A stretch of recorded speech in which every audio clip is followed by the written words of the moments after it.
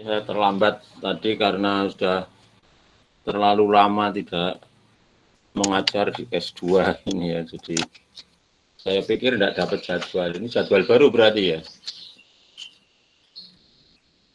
Halo, Pak Maria. Halo, Iya, Pak. Pak, jadwal baru, Pak. Jadwal baru ya. Pantesan. Ini Bapak, jadwal baru Pak. Iya. Nah, makanya saya tadi ya nggak berpikir kalau hari ini saya mengajar. Kalau nggak dihubungi Pak Maria saya tidak tahu. Karena lama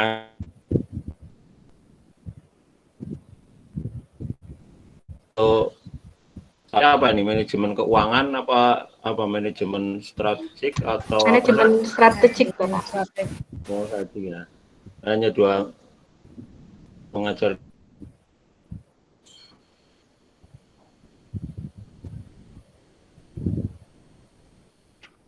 Tapi sebenarnya bidang saya di keuangan, finance. Ambil tesis keuangan ya, mungkin ketemu dengan saya pembimbingnya. Memang anunya di keuangan. Manajemen keuangan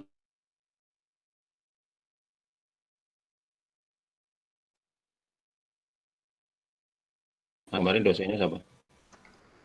Keuangan Pak Taswan, Pak. Pak. Dan Pak Narto, Pak Sunarto.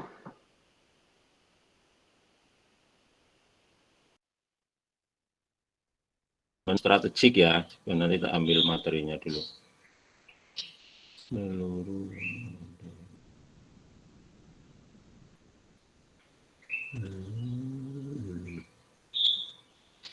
tidak bisa.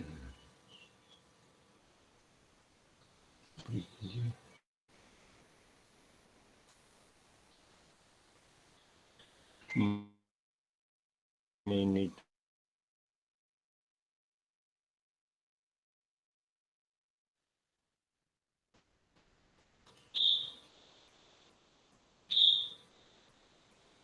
sudah nampak belum? Sudah, Pak. Sampun, Pak. Ya. Sampun Bapak. Pesertanya berapa ini, Mbak Maria? 29, Bapak. 29. Ya. Angkatan ke berapa ini? Kita kelasnya ya, Pak. Kita kelas 49A. Angkatan ke 40? 49A. Oh, 49. Iya. Jadi untuk manajemen strategik ya seperti juga mata kuliah yang lain itu nanti akan dibagi dua. Yang pertama itu tentu kaitannya dengan materi, penjelasan materi. Itu kaitannya dengan presentasi ya, presentasi kelompok. Jadi ini kalau 29 dibagi kelompok itu berarti berapa masing-masing? 5 ya. Di kami ini ada 6 kelompok, Pak. 6 apa 7? Ada 6 kelompok, masing-masing 5, tapi ada satu kelompok yang 4. Kalau satu kelompok 5 orang itu kebanyakan. Kelompok itu harusnya 3. Ya tapi karena jumlahnya banyak ya gimana? Standar yang umum ya, nasional lah boleh katakanlah. Itu untuk S2 itu kan memang maksimal satu kelas itu hanya 20 seharusnya. 20 sehingga kalau dibagi kelompok ya itu maksimal itu hanya 3 harusnya, itu supaya efektif. Kalau 5 itu pasti sudah efektif, sudah tidak efektif itu pasti. S2 itu di UGM itu ya satu kelompok hanya 3 orang ya. Karena ya itu memang harusnya 3 orang, karena memang kalau lebih dari itu sudah tidak efektif ya. Contohnya di S1 itu, S1 saya ambil 5 kelompok yang gandul ya, yang artinya apa? Artinya ada yang apa namanya ya gandul, istilah gandul itu ya hanya ikut saja ya kan, mereka kan juga mengeluh kepada saya, terutama yang rajin itu yang mengeluh.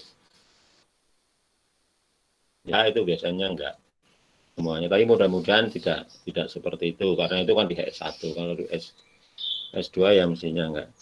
Jadi untuk tugas presentasi ini belum saya siapkan karena memang saya tidak, kalau saya mengajari S2 ini semester tak kira masih belum mengajar. Jadi nanti tak apa namanya, tak email ke Mbak Maria ya untuk tugas presentasinya. Iya, Bapak. Nah, jadi nanti saya jelaskan dulu tentang manajemen strategis ya, manajemen strategik. Jadi nanti tugas presentasinya tuh berkaitan dengan kasus ya, kasusnya saya ambilkan semua dari textbook ya. Saya kasih e-booknya ya, saya kasih e-booknya, kemudian nanti kasusnya diambil. Memang kasusnya kasus lama ya, di sekitar 2015 atau 2017 itu kasus beberapa perusahaan di Amerika. Tetapi di situ yang penting adalah kita belajar dari perusahaan-perusahaan besar yang kemudian mengalami, mungkin ada yang mengalami kegagalan, sehingga itu bisa menjadi pembelajaran ya. Nah itu nanti dikaitkan dengan apa namanya, kejelian ataupun kekreativitas Anda di dalam meng-create ya dengan kondisi saat ini ya. Misalkan Starbucks ya, nanti ada Starbucks, kasus untuk perusahaan beverage Starbucks. Tapi Starbucks di tahun 2015 atau 16 misalkan. Nah, itu kan cerita tentang sejarah, kemudian tentang perkembangan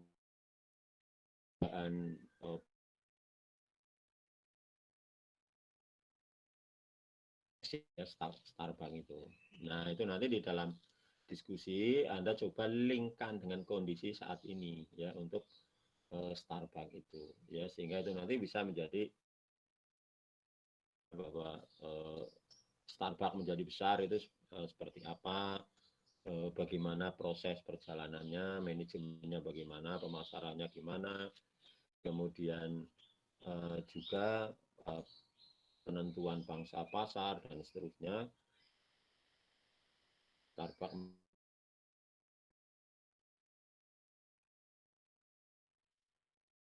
macam perusahaannya, ada yang biasanya saya bagi untuk, ada yang beverage, ada yang industri, ada yang storage ya, ada yang banking dan seterusnya, sehingga nanti apa namanya, kita punya pengalaman pada beberapa perusahaan, tidak hanya satu perusahaan manufaktur saja, tapi juga ada perusahaan-perusahaan lain, baik jasa akan dan seterusnya.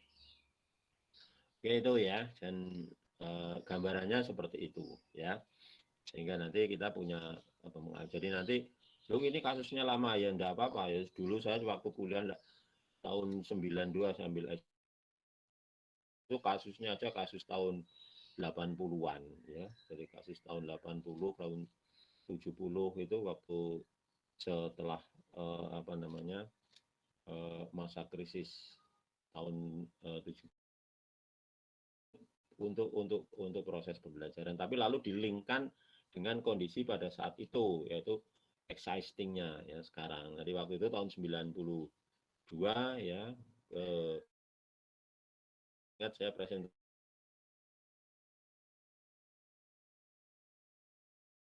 mobil di Italia yang sekarang yang jadi apa, yang memiliki Juve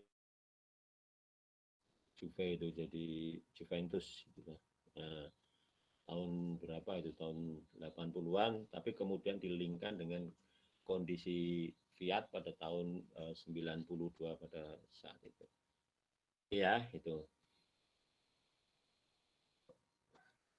Lanjut ya dengan manajemen strategik ya. Jadi manajemen strategik ya, atau kalau kita bicara manajemen itu kan kita bisa mengelola ya, mengelola perusahaan karena manajemen strategik ini bagian dari manajemen umum ya, dari basic atau ilmu umum.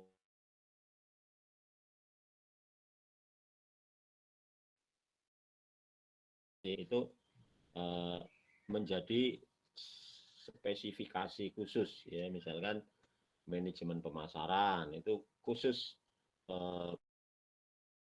manage ya, bagaimana memasarkan produk, bagaimana membranding produk dan seterusnya. Lalu manajemen keuangan ya, khusus spesifikasinya pada pengelolaan keuangan. Kemudian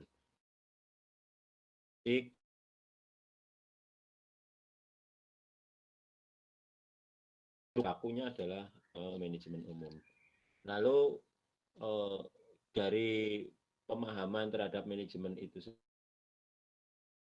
seni dan ilmu ya, tidak hanya seni tapi juga ilmu, atau sebaliknya tidak hanya ilmu tapi juga seni. Karena apa? Karena di situ ada konsep mengelola ya, ada konsep mengelola. Mengelola itu butuh ya kan, tapi juga ada ilmunya, ada caranya. Bagaimana mengelola dengan baik.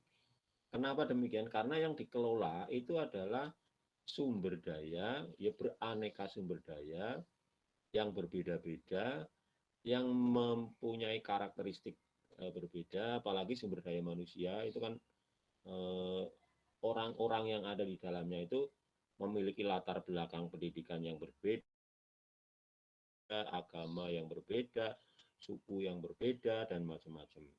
Ya, perbedaannya, kemauan yang berbeda, motivasi yang berbeda, tetapi semua diarahkan kepada satu tujuan, ya mengarah ke, tidak hanya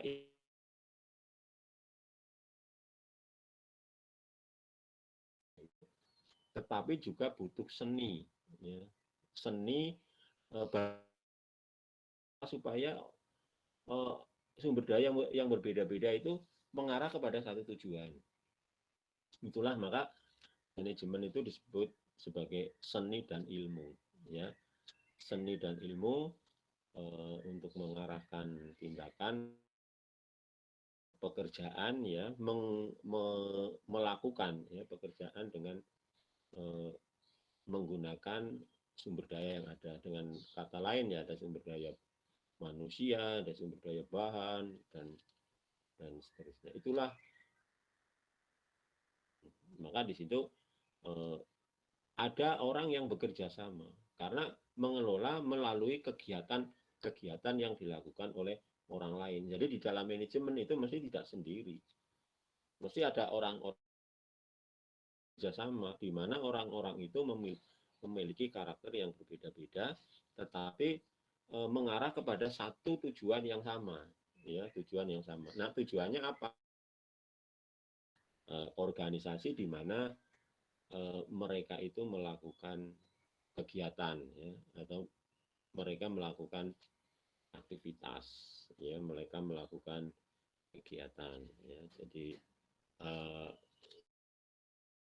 itu nanti ada visi, misi, dan tujuan. Karena di situ nanti yang mengarahkan visi itu yang mau menjadi apa ya perusahaan itu, kemudian misinya lalu dijabarkan untuk melakukan kegiatan itu, lalu secara spesifik apa. Misalkan tujuan perusahaan ya meningkatkan nilai perusahaan. Nah, semua oleh karena itu semua aktivitas yang ada di dalam perusahaan diarahkan supaya nilai perusahaan ya, meskipun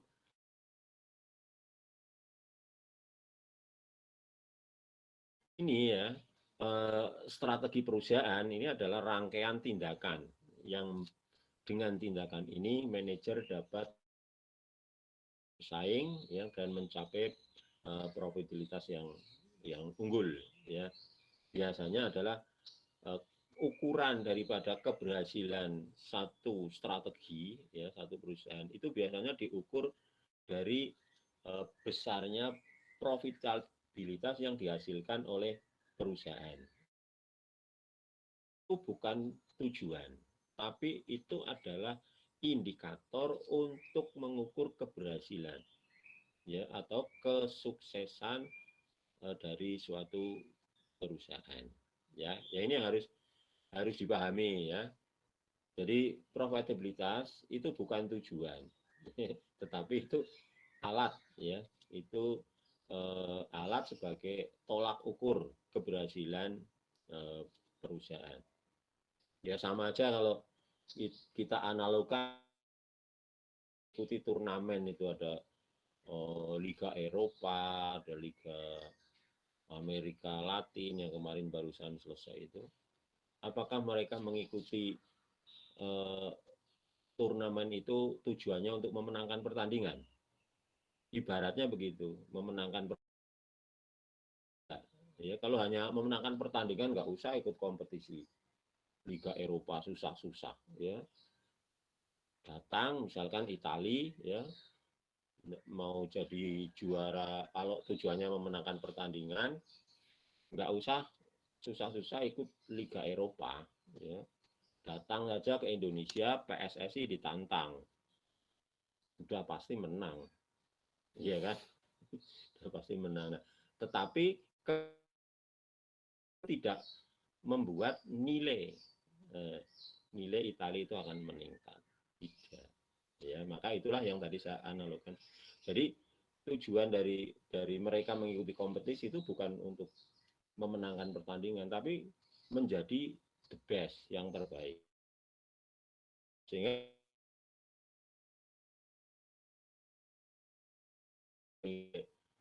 semuanya akan meningkat. Ya, maka coba lihat harga pemain-pemain Italia kan sekarang dicari di mana-mana, ya. Hampir ini bursa yang baru itu kan penjaga gawangnya lawa ke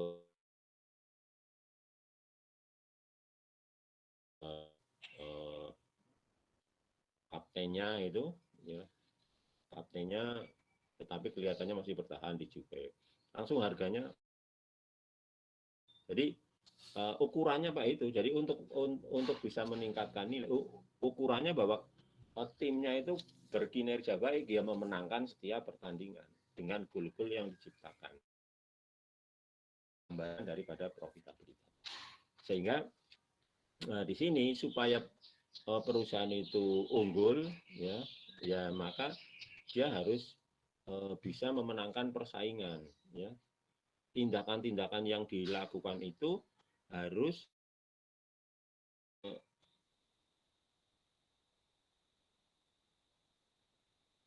ya, perusahaan itu bisa memenangkan persaingan. Lalu ukurannya apa? Ukur yang dipakai.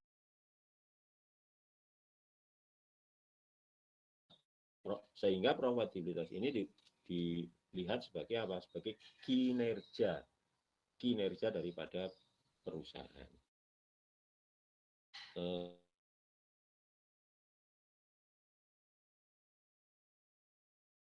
Ya. Nah ini manajemen strategi. Jadi dengan kata lain di sini adalah manajemen strategi itu bukan satu serta-merta action, tapi adalah merupakan serangkaian. Jadi ada proses di situ, ya, ada proses tindakan atau aktivitas, ya, untuk mencapai apa yang dikehendaki, yaitu tentunya adalah nilai dengan menciptakan kinerja yang baik, ya, Christian. Lalu tindakan manajemen strategis apa yang dilakukan di dalam melakukan tindakan-tindakan itu?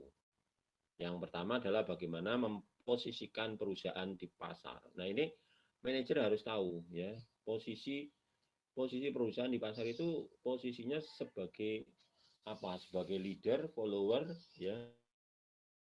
Dia hanya biasa-biasa saja. Leader ya tidak, follower ya tidak, ya. Tetapi sebuah perusahaan yang ada di dalam lingkungan ya bisnis yang ada di situ. Nah, karena apa? Karena nanti penentuan strateginya berbeda. Sih strategi yang nanti dikembangkan atau dilakukan oleh perusahaan itu akan berbeda ya. Maka dia tahu posisi pasarnya, segmentasi pasarnya ya. Itu menengah atau bawah.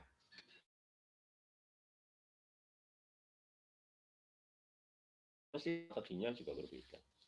Apalagi terkait dengan harga. Biasanya kalau konsumen kelas quality biasanya, service quality, pelayanan dan kualitas.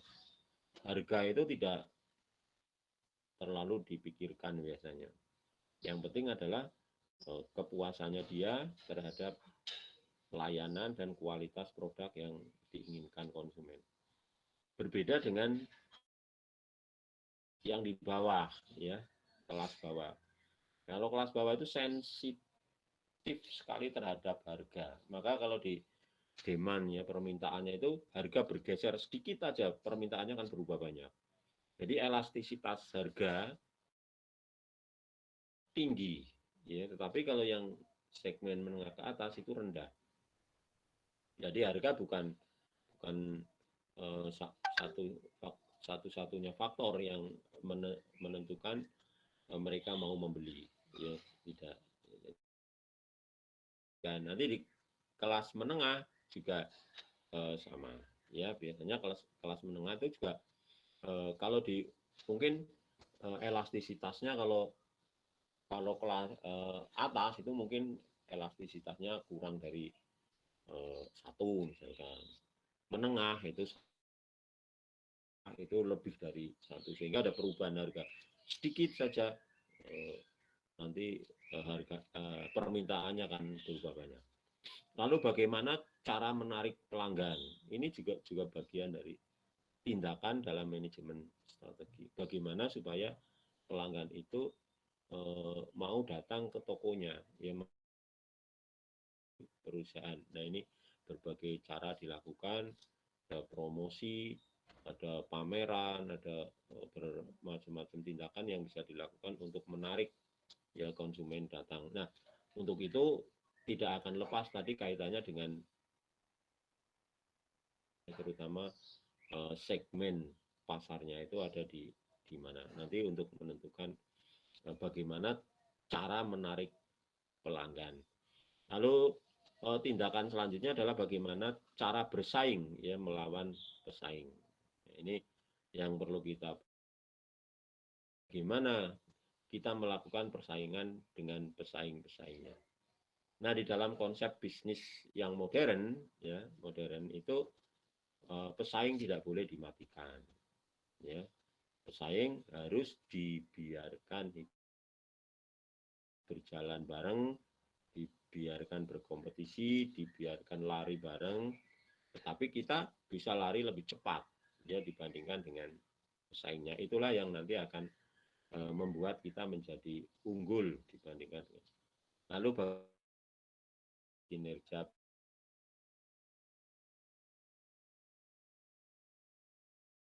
ada trik-trik yang harus dilakukan supaya target ya kinerja. Biasanya tadi ukurannya adalah pertumbuhan penjualan di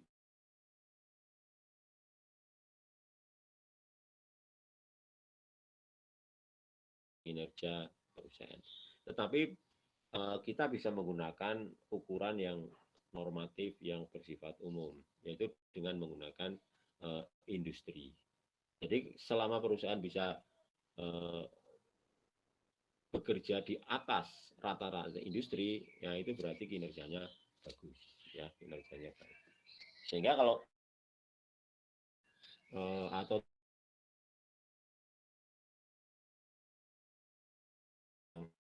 ya, sehingga kalau bisa melampaui target industri itu artinya perusahaan itu baik, dan itu nanti bisa untuk menentukan posisi ya, posisi perusahaan.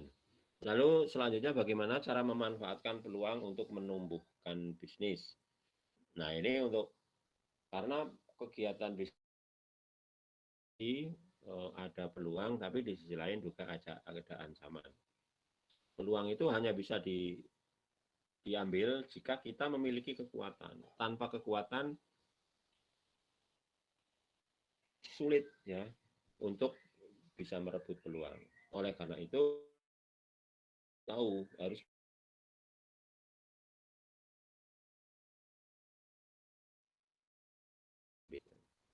Lalu yang selanjutnya bagaimana menanggapi perubahan kondisi ekonomi dan pasar. Nah ini gejolak ekonomi dan pasar ini tidak bisa perubahannya sangat cepat ya, dan juga tidak satupun perusahaan yang bisa mengendalikan perubahan tersebut. Oleh karena itu manajemen harus bisa mengantisipasi ya, jika terjadi perubahan-perubahan tersebut ya, seperti saat ini yang dihadapi oleh semua perusahaan, yaitu PPKM ya, masa pandemik ya, itu kan manusia tidak bisa mengendalikan pandemik ya. Apa sih yang bisa mengendalikan? Tidak bisa. Maka di dalam kondisi seperti ini ya, perusahaan harus bisa supaya perusahaan itu tetap eksis ya, tetap eksis.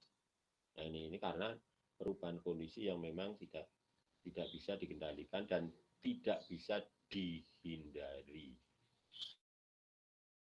Yang bisa menghindari kondisi pandemi.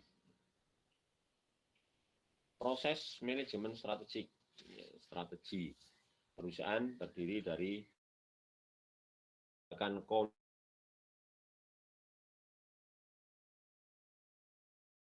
memuaskan pelanggan, keberhasilan pesaing, dan mencapai tujuan organisasi. Manajemen strategi. Sehingga di situ aktivitas itu bukan aktivitas yang berdiri sendiri, tetapi combine ya. Jadi aktivitas atau merupakan kombinasi ya, pemasaran, produksi, keuangan ya, kemudian SDM itu semua bergerak ya, melakukan, karena perusahaan itu kan satu sistem. Jadi kalau satu sistem ya harus bergerak semua. Kalau ada satu bagian yang tidak bergerak ya nanti akan mengganggu sistem yang lain. Yang dampaknya tentu memperhatikan ya, baik oleh konsumen maupun oleh perusahaan itu sendiri ya. Ini proses di dalam manajemen strategik. Dan ini berkaitan dengan apakah keuntungan dari pendapatan biaya dari strateginya menunjukkan kelayakan perusahaan secara keseluruhan. Nah, di sini berarti harus membandingkan antara cost and benefit-nya, keuntungan dan biayanya. Jadi makanya sebenarnya yang apa namanya, bukan jumlahnya tapi profitabilitas yang tadi saya sebutkan ya, persentase. Karena kalau jumlahnya, kalau perusahaan yang modalnya besar ya mesti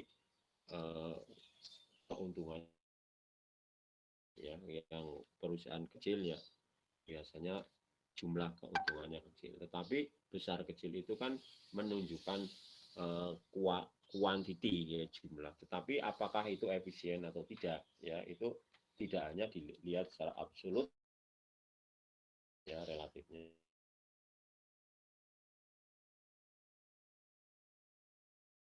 Nah, itu yang menjadi ukuran dari efisiensi.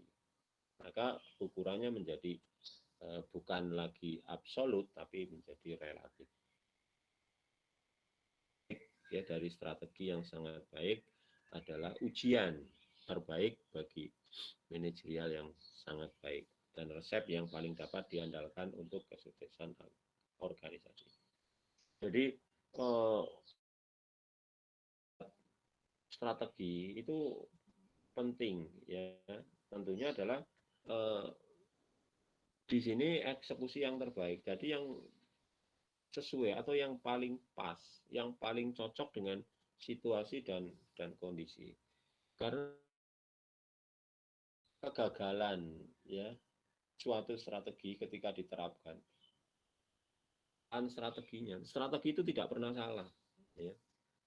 Wah itu salah strategi.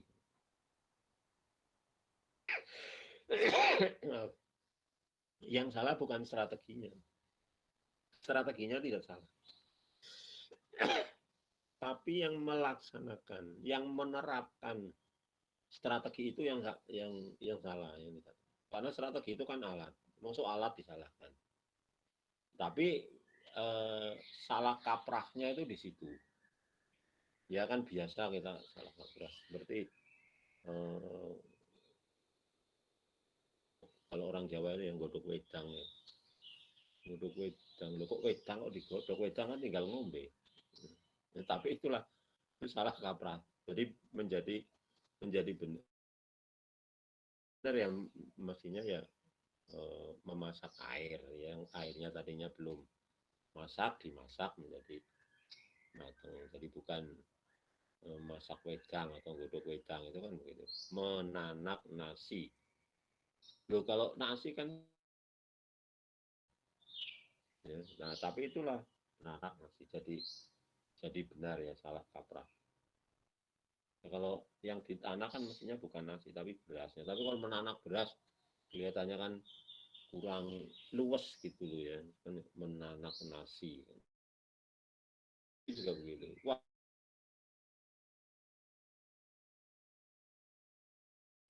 mengupas alat itu kan macam-macam ya. Dia akan ditempatkan sesuai dengan penggunaannya yang terbaik. Kalau dia salah penempatan, salah penggunaannya jadinya nggak baik ya. Kan? Anda mau potong rambut bros, ya, atau gundul. Alatnya kan banyak. Ada gunting, ada pisau, ada silet, ada unduk dan nah kalau potongnya potong gundul pakai gunting ya potal patel. Bisa tapi kan nggak akan maksimal hasilnya. Nah, wah ini gara-gara pakai gunting. Jadi gundulnya tidak merata rambutnya, tapi potal patel. Ya guntingnya nggak salah. Yang salah siapa? Ya sudah tahu mau cukur gundul, kok pakainya gunting. Itu kan yang salah kan yang menggunakan gunting. Jadi bukan strateginya yang salah, ya. Bukan guntingnya yang salah, bukan alatnya yang salah. Tapi itulah kebanyakan. Nah, contoh ambil, kenapa Brasil gagal ya di Piala Dunia siapa itu yang finalnya sama Jerman dulu. Ya. Padahal itu waktu itu pemain Brasil itu terbaik itu di dunia. Kalahnya banyak lagi dengan Jerman itu di final itu. Tuan rumah lagi, ya. Nah, apakah apa namanya pemain Brasil nggak hebat? Hebat. Wah itu orang yang mengatakan oh itu salah strategi. Saya nggak mengatakan itu bukan salah strategi. Kesalahan pelatih di dalam memilih strategi. Pelatihnya Dunga, dia itu arsitek kapten tim Brasil tahun 90-an itu kalau masih ingat, mungkin belum lahir ya tahun 90 ya. Juara dunia Brasil waktu itu. Dia memainkan apa? Samba. Nah, itu diterapkan oleh Dunga. Lupa bahwa 90% pemain Brasil itu main di Liga Eropa yang tidak pernah lagi memainkan konsep Samba. Dan dipaksa ya morat-marit karena dia tidak bisa, apalagi musuhnya Jerman. Jerman 80% timnasnya waktu itu bermain di Bayern Munchen ya, yang sudah syarat tim. Meskipun Bayern Munchen itu klub, tapi 80% pemainnya adalah timnas Jerman pada waktu itu. Ya. Nah ini ya sehingga itu bukan salah strateginya tapi salah kesalahan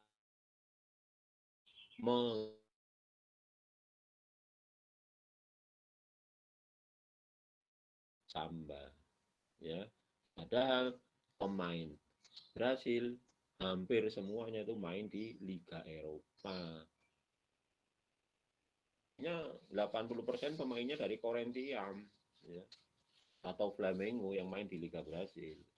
Itu mungkin akan lebih efektif. Jadi apa? Strategi itu enggak efektif. Kali itu beberapa kali Brasil juara dunia itu karena Samba.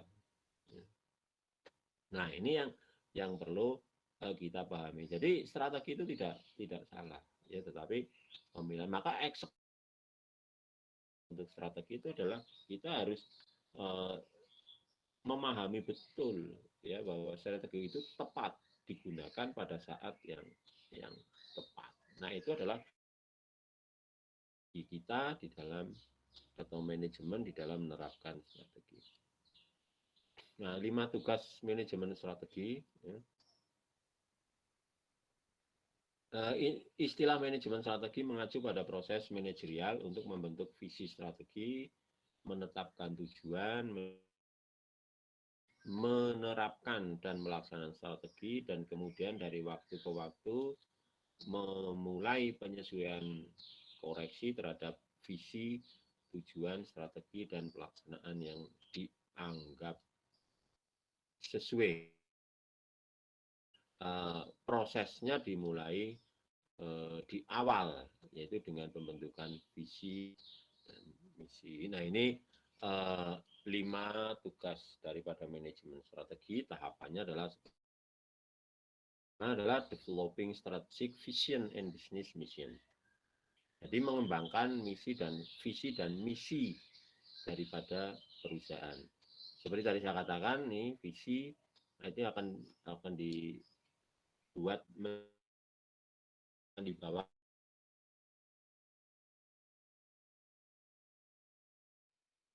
semua yang sudah bekerja itu sudah paham tentang visi karena di dalam perusahaannya pasti ada visi.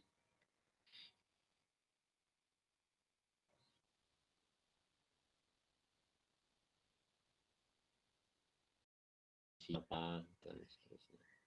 Kemudian yang kedua ya, tahap yang kedua adalah setting objektif, menetapkan tujuan. Nah, ini harus searah antara visi, misi dan tujuan, tidak boleh tidak searah. Lalu yang ketiga, crafting ya, a strategy to achieve the objective. Ya. Ini merancang strategi untuk mencapai tujuan. Nah, di sini strateginya dirancang ya, setelah tujuan tetap lalu dirancang. Ya, ini mesti ada tidak serta-merta langsung merancang, tapi mesti ada aktivitas pendahulunya. Apa? Yaitu SWOT analysis. SWOT analysis, strength, weaknesses, opportunity, and threat. Ya kan? SWOT. Kan strength, weaknesses, kekuatan, kelemahan, ya, opportunities, peluang, kemudian ancaman. Jadi kekuatan untuk merebut peluang, ya. Kemudian juga ketika perusahaan ada peluang, nah itu kekuatan itu yang dipakai untuk merebut peluang. Kemudian di sisi lain ada ancaman. Nah, maka ancaman ini pun harus diantisipasi, ya. Ancaman itu muncul karena apa? Karena perusahaan punya kelemahan. Maka di sini bagaimana manajer itu memanfaatkan kekuatannya ya untuk merebut peluang dan juga sekaligus meredam ya ancaman itu untuk menutup kelemahannya. Tahap yang keempat, tugas yang keempat adalah implementing and executing strategy. Jadi menerapkan dan mengeksekusi, ya, mengeksekusi jalannya strategi itu diimplementasikan, ya,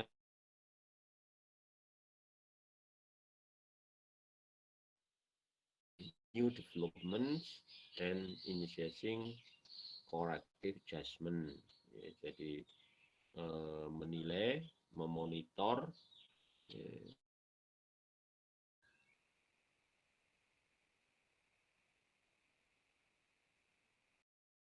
tindakan koreksi ya dengan melakukan penyesuaian-penyesuaian yang ada.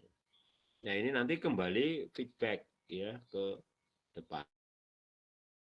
Di setiap task ya, ini ada revise as needed. Artinya apa? Dilakukan tindakan korektif ya, perbaikan jika diperlukan. Tentunya ada tahapan, itu mesti harus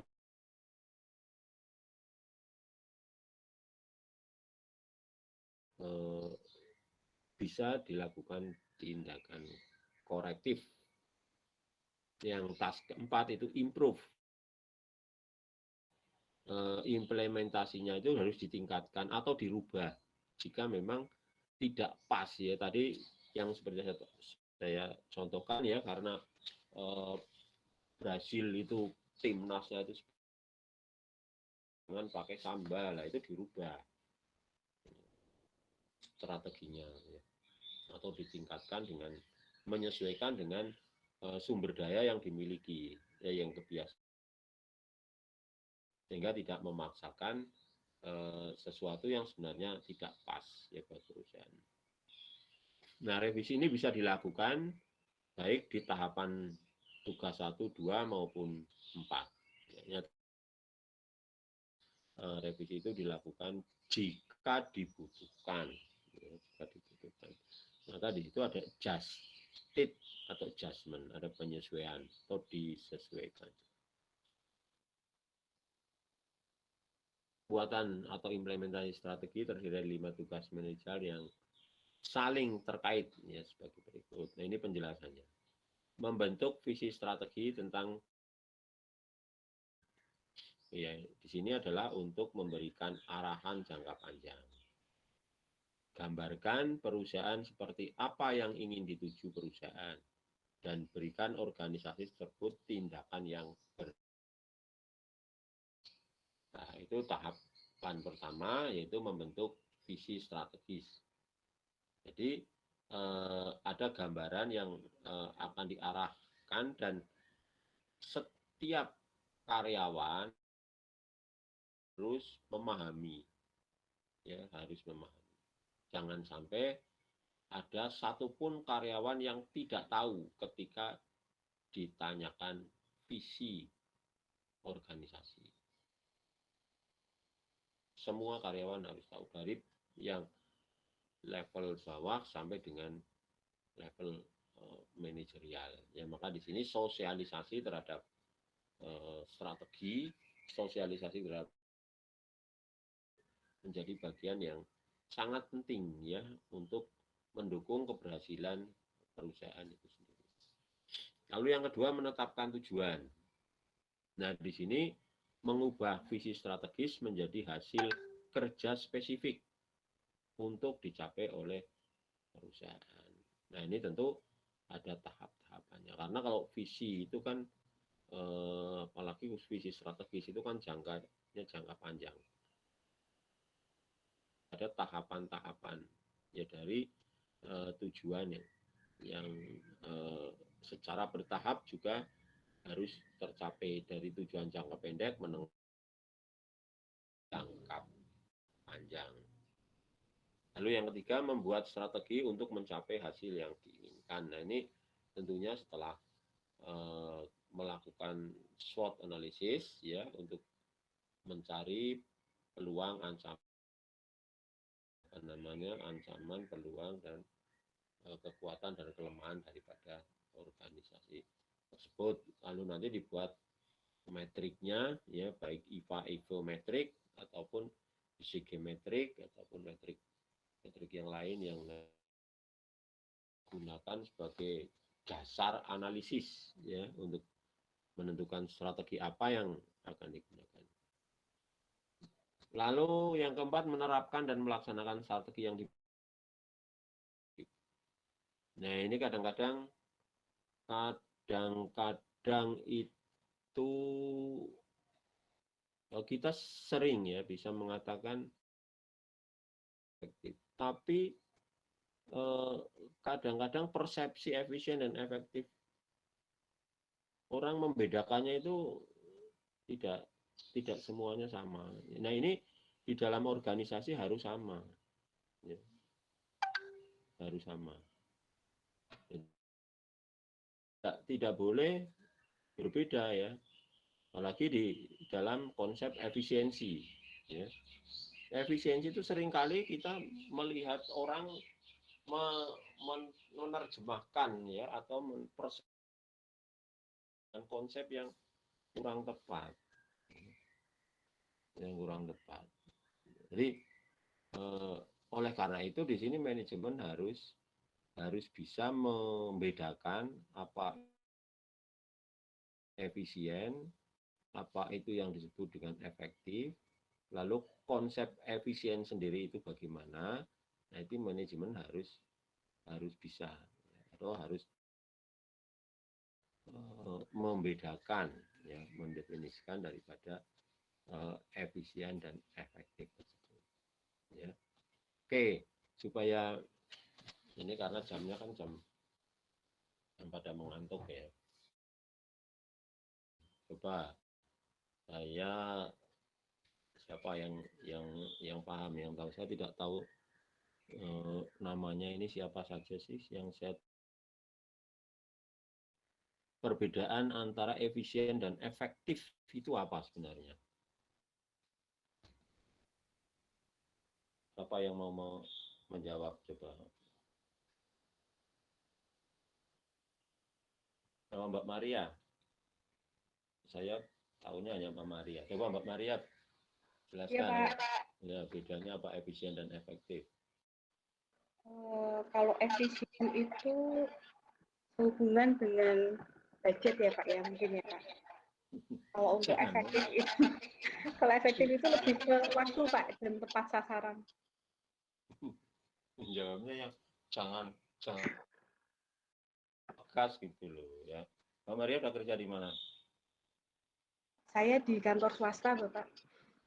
Ya, swasta apalagi itu konsep efisiensinya itu biasanya melekat banget itu efektivitas dan efektif dan efisiennya. Gimana jadinya perbedaan efisien dan efektif? Kalau efisien adalah apa, efektif itu apa?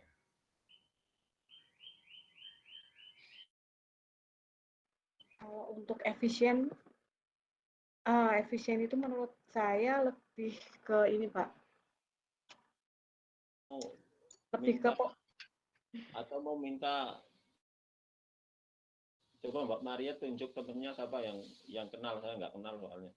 Minta tolong yang kira-kira Mbak Maria anggap temannya itu bisa menjawab gitu loh. Oh iya Pak. Ya silakan. Ya Pak ya ini ya. Mbak Siska Pak ya. Bisa dibantu dengan Mbak Siska nih. Ya Pak. Ya. Halo Mbak Siska. Iya Pak, siap.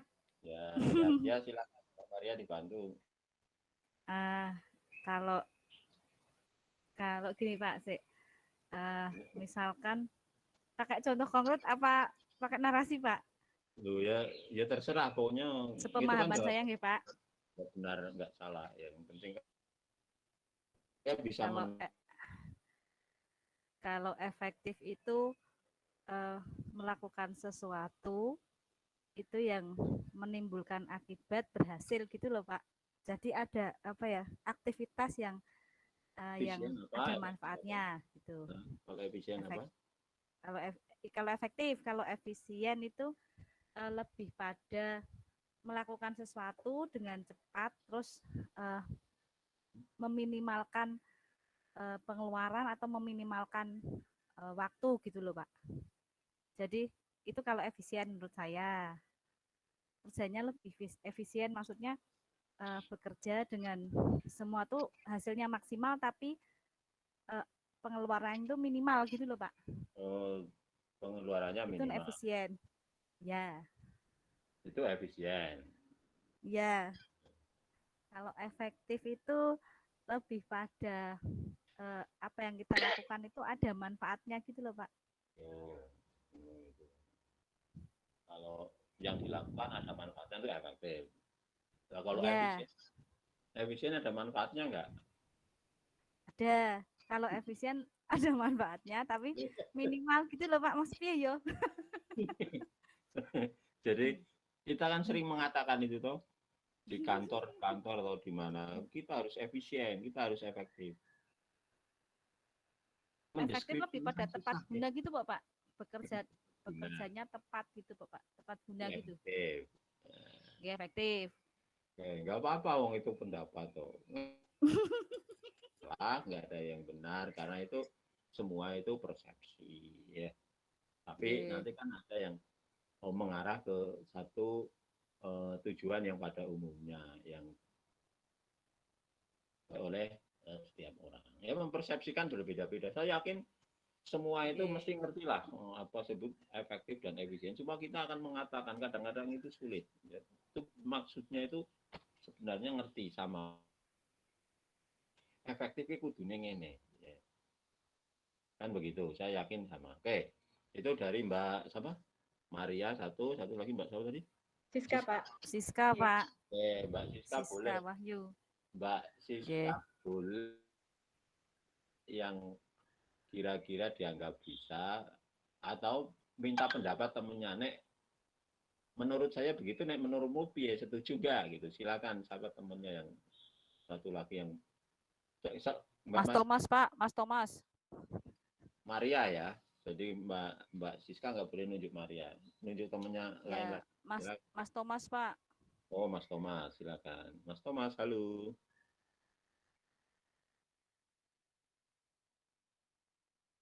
Respon, jangan-jangan nggak ikut nih. Ikut kok, Pak. Beliau itu yang ngerekam kita kalau kuliah, Pak. Loh, ini nggak ngerespon gimana? Nanti, Pak. Ya? Nanti.